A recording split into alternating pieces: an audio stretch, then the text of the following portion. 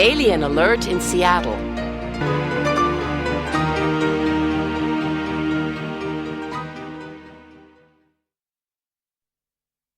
Chapter 3. A Sad Story. Good morning, Mr. Kent said, smiling. Today we're going to the lab to do some practical work. The lab was a big room with long tables, chairs, and big cupboards. There were white mice in cages. When Mr. Kent walked by their cages, they all started running around and making a lot of noise. What's the matter? Laughed Mr. Kent, speaking to the white mice. Are you afraid of me? I won't eat you. Then he looked at the class and said, Today's lesson is about worms. I'm going to give you some worms, and you have to cut them in half. The two pieces can live and move by themselves. You'll see. I was not happy. I looked at my worm. It was long and green. I didn't want to cut it. Karen, are you afraid of your worm? Asked Mr. Kent, smiling. Give me your knife, and I can help you. His arm touched mine, and I got an electric shock. I jumped up from my chair. What's wrong, Karen? Asked Mr. Kent. Oh, nothing, I said, trying to smile. He cut the worm and then walked to the next table to help other students. I wrote a note to Walter and told him about the electric shock. Walter, I whispered. He turned around and I gave him the note. Walter and Karen, what are you doing? Asked Mr. Kent.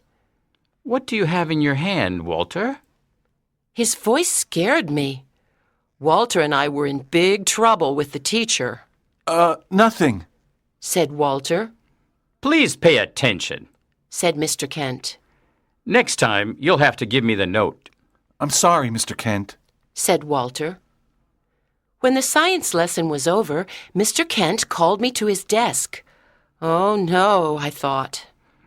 I'm sorry I scared you during the lesson. 2 years ago, I had a bad car accident and lost my arm. My left arm is artificial. It's an electric arm. Sometimes it gives electric shocks. I was surprised and sorry.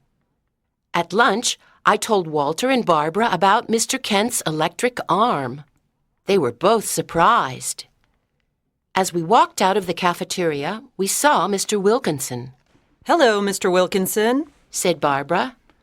Hi, he said, looking at us. His eyes were green again, but I didn't say anything. At 3:30, Walter and I ran out of the school and waited for Mr. Wilkinson to walk by. We saw a lot of students and teachers, but we didn't see him. Finally, we saw him walking down the street, and we followed him silently. He lived near the school in a pretty white house. There was a small garden around it and a big tree near the front door. He walked into his house, and we went quietly to a window and looked inside. He put some books on the kitchen table and opened the refrigerator. He took out a bottle of the horrible green juice and put it on the table. Then he went upstairs. Oh, no, said Walter. He went upstairs. No problem, I said. I can climb up this tree. Are you sure? Asked Walter, surprised. Of course, I said, laughing. Don't forget, I go rock climbing. Well, be careful, Karen, said Walter. I climbed up the tree, and I could see Mr. Wilkinson's bedroom. What's happening? Whispered Walter. He's in his bedroom, and he's sitting in front of a mirror, I whispered back. His hands are on his hair. Oh, no! What? Tell me, asked Walter. I continued looking into the house. Mr. Wilkinson was now completely bald. I felt cold. Suddenly, I saw my face in Mr. Wilkinson's mirror, and he saw it too. He turned around and looked at me. I was terrified, and I didn't know what to do. I could not run away because I was at the top of a big tree. But Mr. Wilkinson didn't look angry. He looked sad. He walked over and opened the window. Karen, what are you doing up this tree? He asked. Please climb down. He said. I want to talk to you.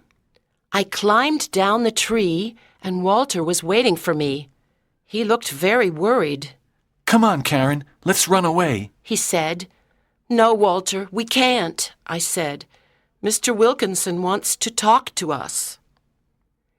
Mr. Wilkinson came out of his house and stood in the garden.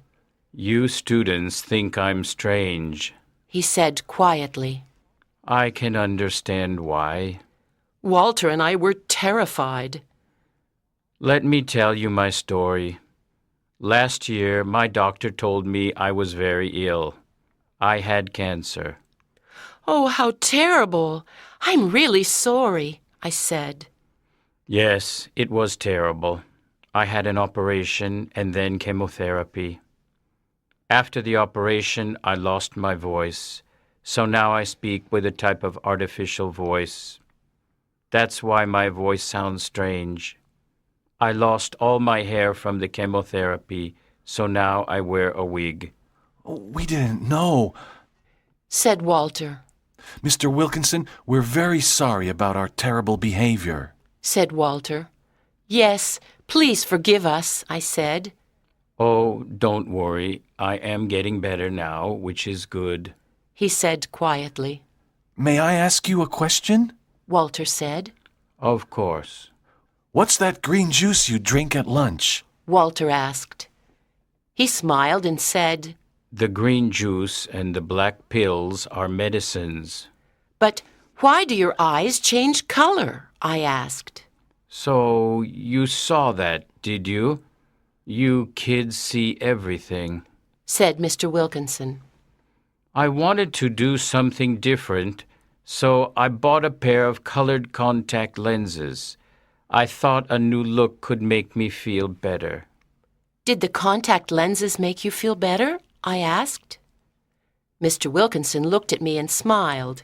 A little.